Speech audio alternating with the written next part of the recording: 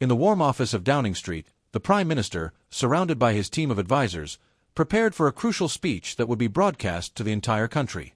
The words he would speak in that moment could shape the pension system and the economic future of millions of British citizens. With a firm posture and a determined look, the Prime Minister began discussing the topic with his advisors, while outside, the bustling city continued without pause. As Prime Minister of the United Kingdom, I've always believed that the well-being of our elderly citizens must be one of our top priorities, he began, his voice resonating with conviction.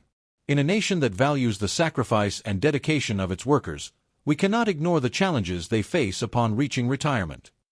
The group listened intently as the Prime Minister laid out his vision for the future of pensions in the country. Our pension system needs to be more inclusive, accessible, and secure for all.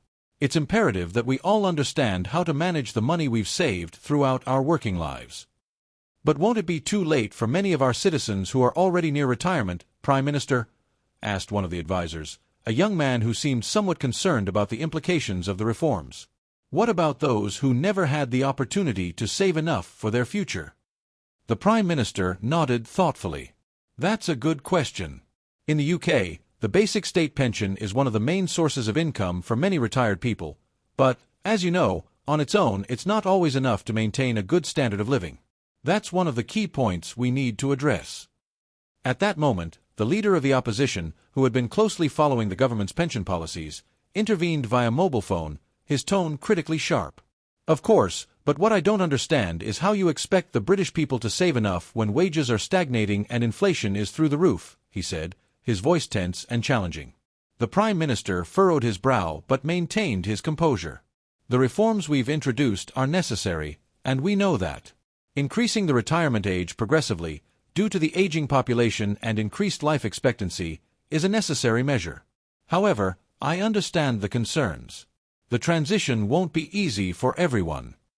I get that, replied the leader of the opposition, his tone laced with sarcasm.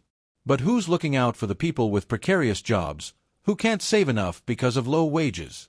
Or those who rely on short-term work? Not everyone can afford to save, you know. The Prime Minister calmly explained his stance.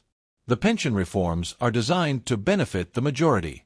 In the future, we need to encourage each citizen to have more control over their retirement. Long-term, early savings are crucial to ensuring a secure and peaceful retirement. We cannot wait until 60 or 65 to start thinking about how we're going to live once we stop working. Fortunately, we have options like private pensions and real estate investments that can provide that safety net for those who start saving later. An advisor, with a sense of enthusiasm, interjected to add, "Exactly, Prime Minister. If we give people the opportunity to access personal pension plans with tax benefits, individuals will be able to contribute more directly to their future. Additionally, smart investments, such as in mutual funds or stocks, can generate a steady stream of income over the long term." Precisely, the Prime Minister replied, offering a slight smile at his advisor's intervention. It's crucial that people don't feel intimidated by the sheer number of options available. Some of these tools may seem complicated, but they are accessible to those who take the time to learn how to use them. It's not about speculation, but about a sensible, informed approach. From his seat, a journalist in the room, who had been jotting down details of the speech, raised his hand. "Prime Minister, aren't you worried that these investment options will be seen as a burden for people who don't have the knowledge to navigate that sea of choices? Financial literacy, in reality, isn't accessible to everyone." The Prime Minister, without losing his composure, responded clearly, "That's exactly one of our main concerns. And that's why the government has to play a vital role. We must foster financial education at all levels. People need to understand how their pensions are managed, how contributions are calculated, and most importantly, how they can invest for their future. I'm convinced that if we do it right, we can implement a system that benefits everyone, not just those who are well informed." The journalist, still somewhat skeptical, jotted down a few more notes in his notebook. "And what if people don't have the money to invest, Prime Minister? What is the government doing to ensure that everyone has the opportunity to plan for their future?" "An important point," the Prime Minister acknowledged. "And that's why we must continue advancing in making these plans more accessible. We know that the system must be inclusive so that people with fewer resources can benefit equally from the reforms we're implementing." At that moment, the leader of the opposition resumed the conversation. The problem is, offering options is not enough, Prime Minister. Private pensions, investment funds, real estate options. It's all very well-meaning, but if people don't have the purchasing power to access these options, what's the point? The Prime Minister took a deep breath before responding, his tone reflecting his conviction. That's precisely why it's crucial that the government also creates an environment that facilitates savings. We're not leaving people to their own devices. Tax incentives, reforms for private pensions, simplifying investments. All of these must work together so that, regardless of available income, people can begin saving as early as possible. The atmosphere in the room lightened as the advisors exchanged opinions, but the Prime Minister kept thinking about the implications of the policies he had proposed. It was a delicate issue, and like any great leader, he understood that the decisions made today would have effects that would be felt for generations. The key was action, but also the education and empowerment of the population. Meanwhile, the leader of the opposition, from his office, couldn't stop thinking about the crossroads the country was facing.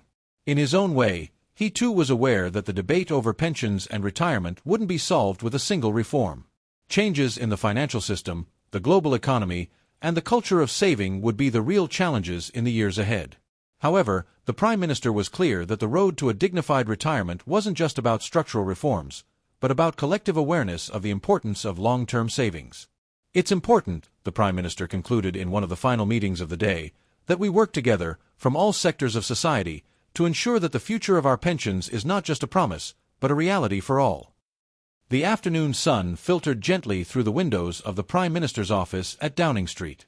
The Prime Minister, dressed in his usual dark suit, was reviewing the details of a crucial speech that would set the direction for the country's pension future.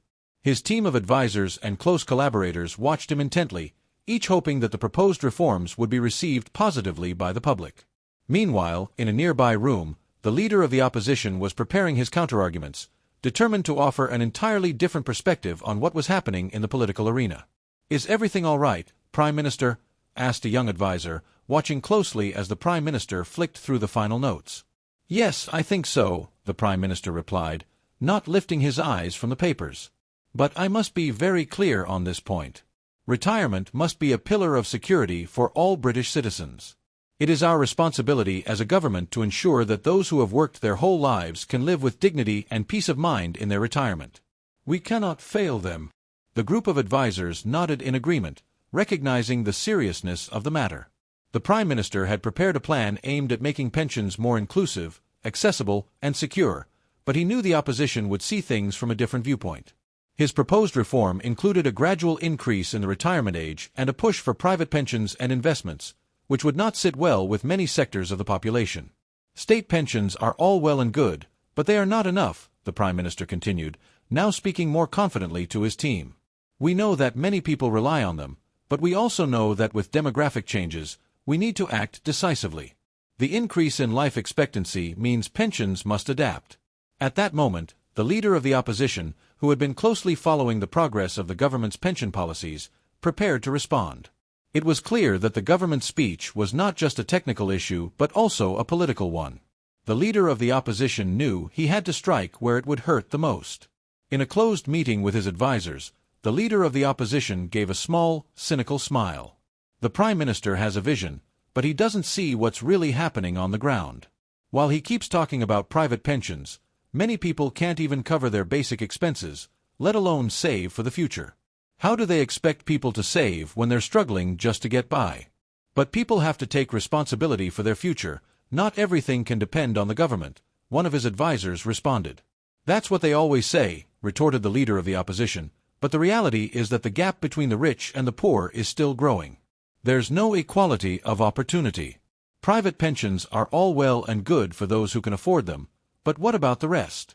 People need a system that guarantees them security, not rely on whether they can make smart investments or not." Meanwhile, the Prime Minister continued to fine-tune his message. He knew the criticisms would come quickly. The opposition always had something to say. But he was prepared. "We must be bold with our reforms. The key is financial education. If people understand how to manage their money, they'll improve their quality of life in retirement, even if they don't have a large state pension."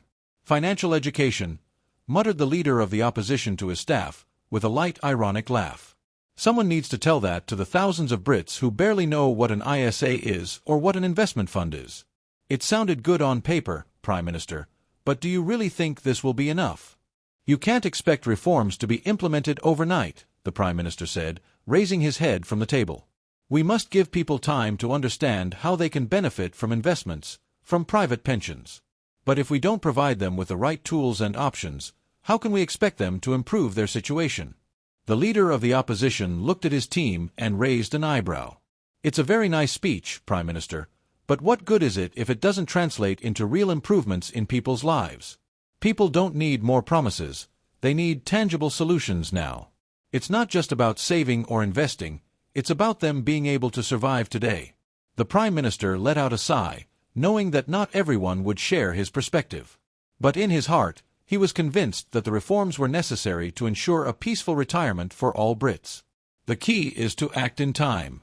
It's easier to start saving and educating yourself financially when you're young than wait until you're 60. And of course, we must continue to improve options for those with fewer resources. At that moment, one of the Prime Minister's advisers, who had remained silent throughout the discussion, raised his hand to speak.